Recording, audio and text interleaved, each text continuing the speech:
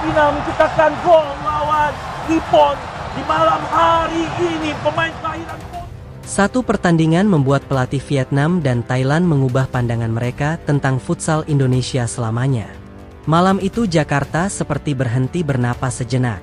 Indonesia Arena yang berdiri megah berubah menjadi saksi bisu lahirnya salah satu pertandingan futsal paling emosional dalam sejarah Asia. Sorak-sorai supporter bercampur doa, harapan, dan ketegangan yang menggantung di udara sejak menit pertama laga final dimulai. Timnas Futsal Indonesia melangkah ke partai puncak bukan sebagai penggembira, melainkan sebagai penantang serius. Perjalanan panjang dari fase grup hingga final telah membentuk karakter tim yang berbeda, lebih berani, lebih disiplin, dan jauh lebih percaya diri menghadapi siapapun, termasuk Iran yang dikenal sebagai Raja Futsal Asia. Ketika peluit awal dibunyikan, Iran langsung menunjukkan kelasnya dengan tempo cepat. Gol cepat yang mereka cetak sempat membuat stadion terdiam, namun hanya sesaat. Indonesia merespons bukan dengan kepanikan, melainkan dengan keberanian yang luar biasa, seolah mereka menolak tunduk pada status dan sejarah. Dalam hitungan menit, permainan Indonesia berubah menjadi gelombang tekanan tanpa henti. Transisi cepat, pergerakan tanpa bola yang rapi, serta keberanian duel satu lawan satu membuat Iran mulai kehilangan ritme.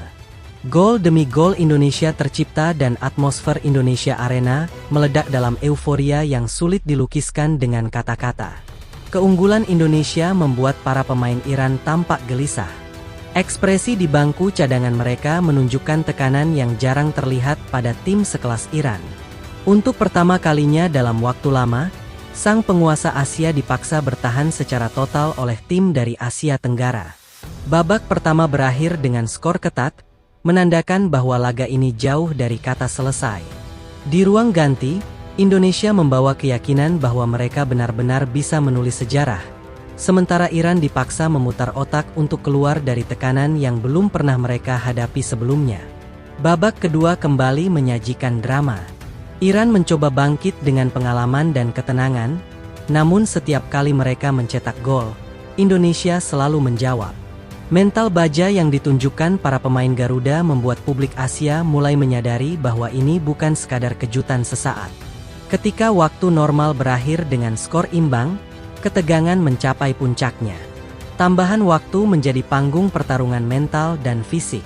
Setiap sentuhan bola terasa menentukan, setiap kesalahan sekecil apapun bisa menjadi akhir segalanya. Adu penalti akhirnya menjadi penentu. Di momen inilah nasib berbicara. Iran keluar sebagai pemenang dengan selisih yang sangat tipis, meninggalkan pemain Indonesia terduduk lemas, air mata bercampur keringat di lantai parket yang telah mereka perjuangkan sepenuh jiwa. Meski gagal mengangkat trofi, dunia justru berdiri memberi penghormatan kepada Indonesia. Kekalahan ini terasa berbeda, karena di balik skor, ada pesan kuat bahwa kekuatan baru telah lahir di Asia. Efek kejut dari pertandingan ini menyebar cepat ke seluruh kawasan. Di Vietnam, Diego Giustosi menyaksikan laga itu dengan ekspresi tak percaya.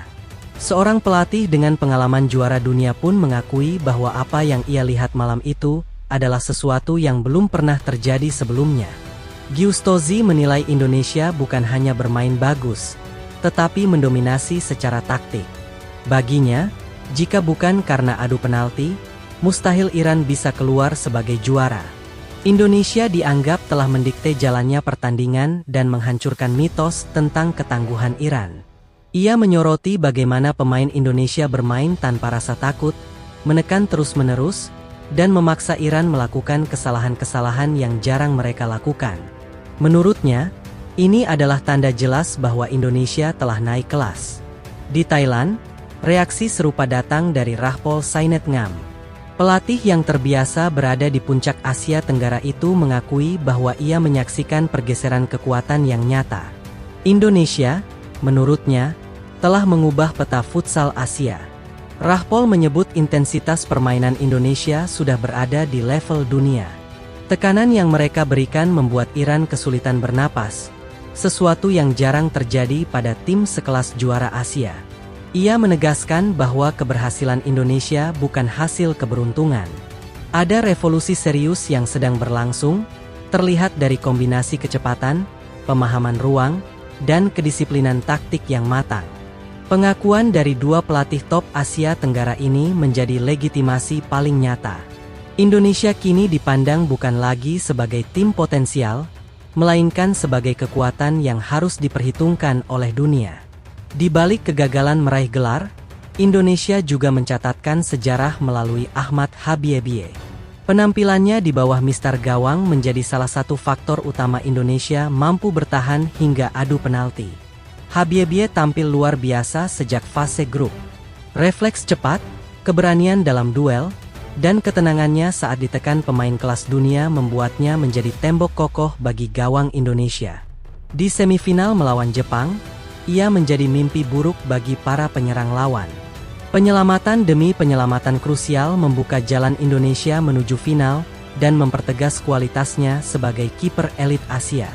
Di partai final, Habiebie kembali menunjukkan kelasnya.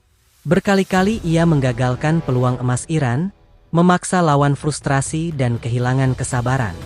Penampilannya menjadi alasan utama Indonesia mampu memaksakan skor imbang hingga 5-5. Penghargaan kiper terbaik Piala Asia Futsal 2026 yang ia raih terasa sangat pantas. Ini bukan sekadar trofi individu, melainkan simbol bahwa Indonesia kini memiliki pemain yang diakui di level tertinggi Asia. Keberhasilan Habiebie juga mencerminkan kemajuan sistem futsal nasional. Regenerasi berjalan, kompetisi domestik semakin kompetitif, dan pembinaan mulai menunjukkan hasil nyata. Turnamen ini juga menunjukkan ketatnya persaingan Asia. Thailand tetap menjaga wibawa melalui gelar top skor, Irak mendapat apresiasi lewat penghargaan fair play, dan Iran mempertahankan dominasi lewat gelar juara. Namun narasi terbesar tetap tentang Indonesia. Menahan Iran, mengalahkan Jepang, dan memaksa final hingga adu penalti ke-6 adalah pernyataan keras bahwa Asia Tenggara kini memiliki penantang serius di panggung dunia. Hector Souto sebagai pelatih mengungkapkan kebanggaannya. Ia menilai para pemain telah bekerja luar biasa dan mengharumkan nama Indonesia di mata dunia, bahkan melebihi ekspektasi banyak pihak. Baginya, hari itu bukan tentang kesalahan, melainkan tentang betapa hebatnya perjuangan tim.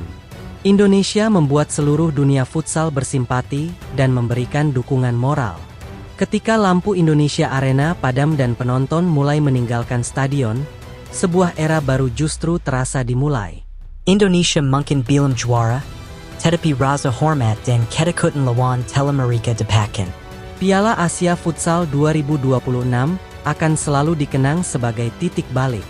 Sebuah momen ketika Indonesia berdiri sejajar dengan raksasa, menatap dunia tanpa ragu, dan mengumumkan bahwa mereka telah siap menjadi bagian dari elit futsal global.